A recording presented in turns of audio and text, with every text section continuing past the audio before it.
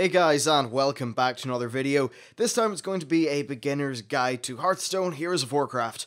So the game has basically just fully released today, and there's a lot of people who are not really going to know what the crack is with the game. So first of all, when you log in, it'll take you through a tutorial that is essentially self-explanatory. Now there are three main modes of play. There is play mode, practice mode, and the arena. If you want, you can go into practice and just fight against the AI. This will allow you to unlock a whole bunch of the different classes. You need to beat a class in order to be able to play it in any other mode, so just go and do that. It should be quite easy. Alright, next let's have a look at play. This is probably one of the modes you'll be getting yourself acquainted with first, so there's a whole bunch of different things here. First of all, at the bottom we have basic decks and custom decks. Now these basic decks they're okay. They use a lot of common cards, but the builds themselves are rather sensible. Once you start off, you may want to just play around with these before you start making your own deck. Of course, there are custom decks, and I'll go over deck creation in a minute. There's also two different modes. There's casual and ranked.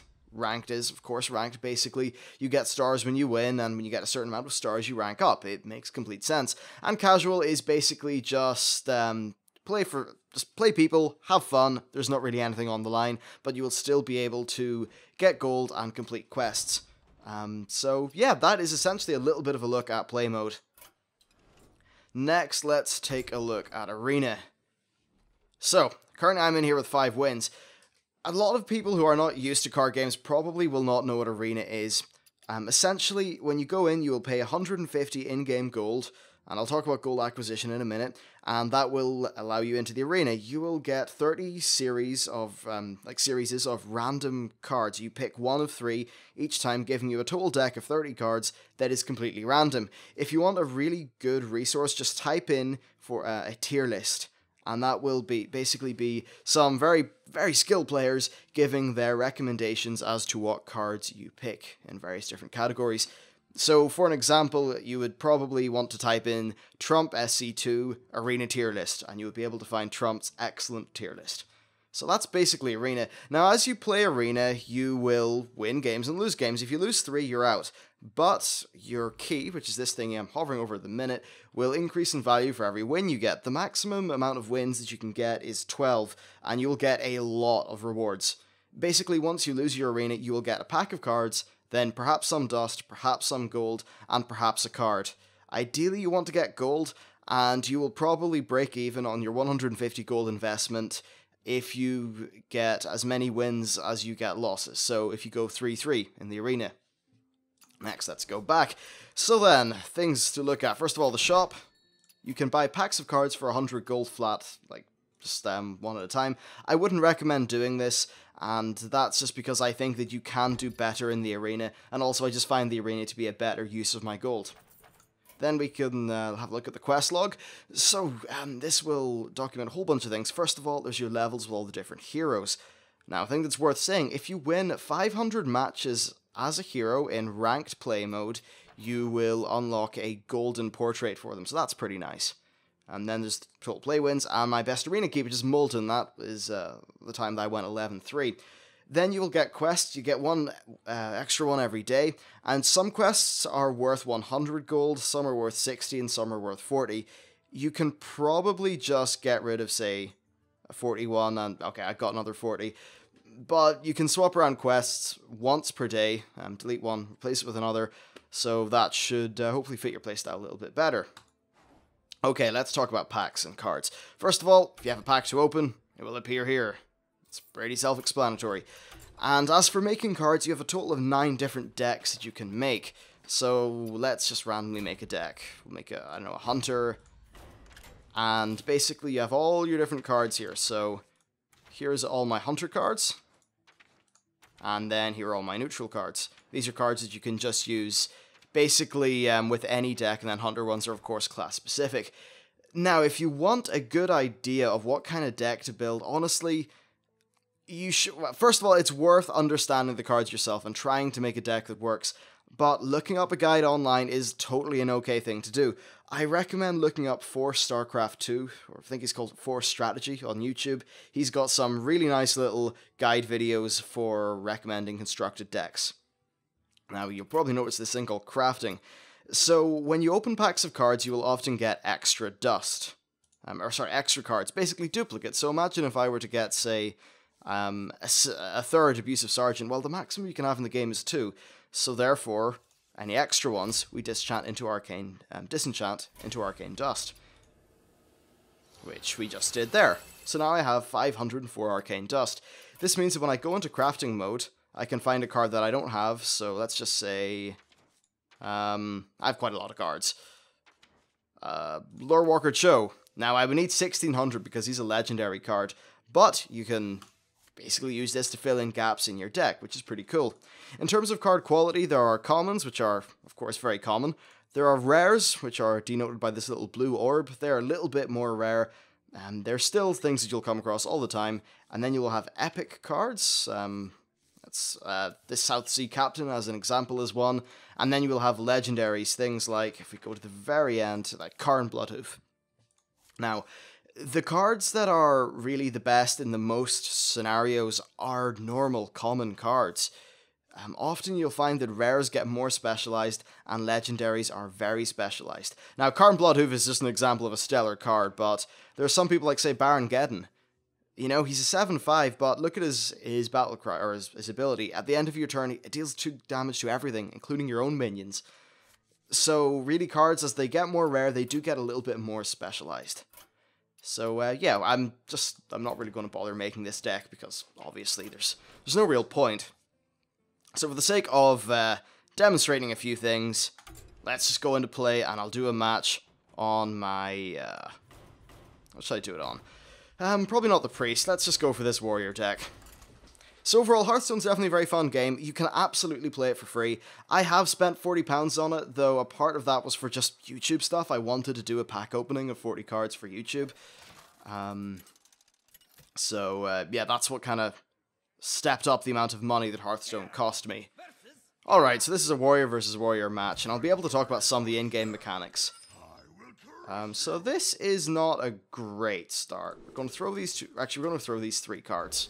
And hopefully we'll get a little bit of a better starting deck.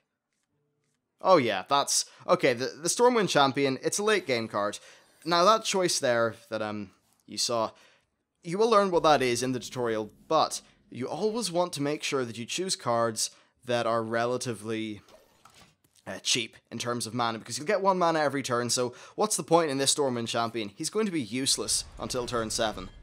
So, it's just kind of obvious, but it's worth pointing out because there's some people who maybe miss out on little details like that.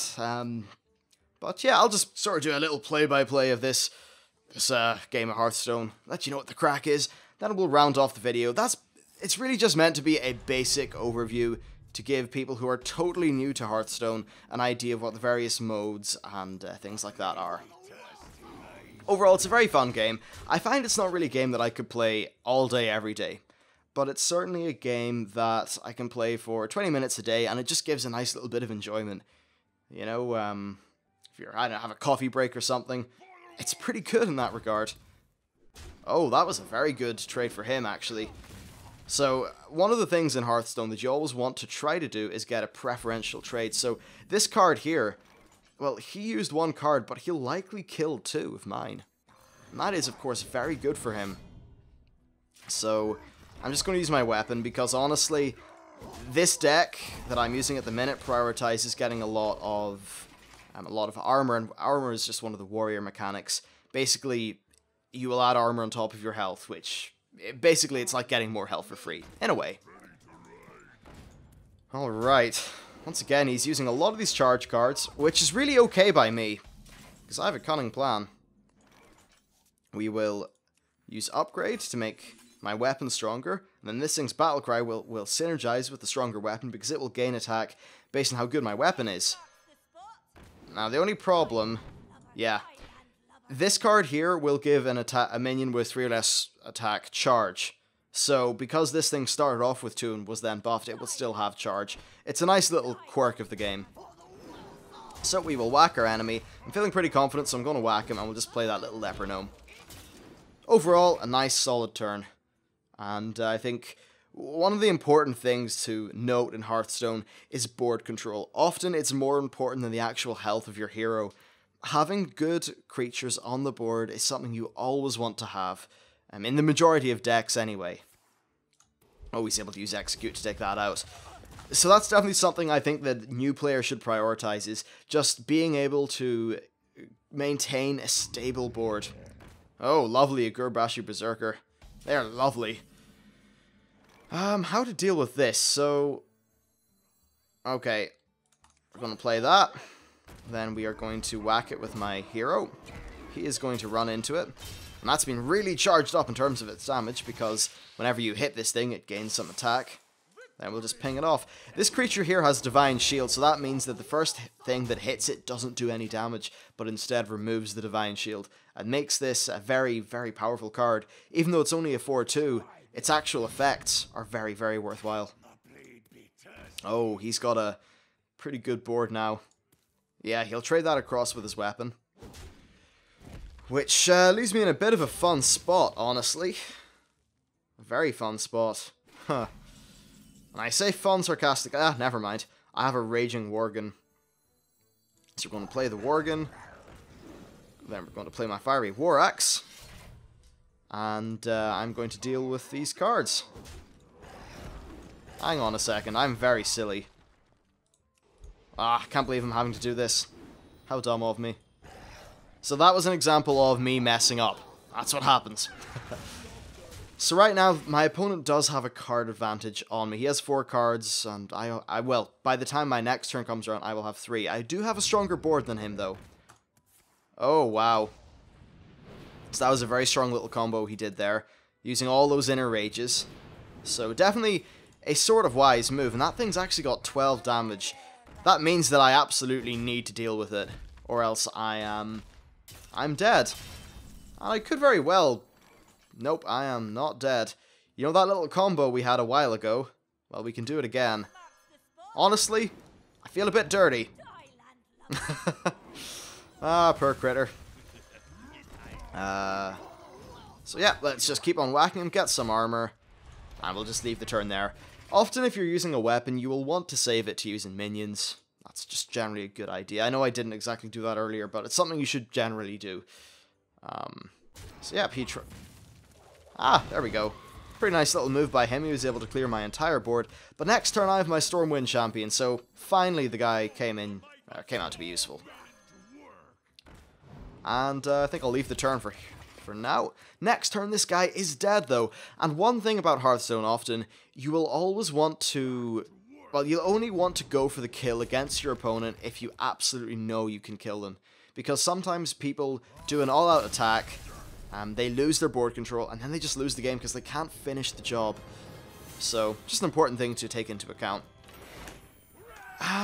What else? Oh yes, another thing that's worth saying. After every season of ranked play, so these ranked thingies that I'm doing at the minute, this ranked ladder will reset every once in a while.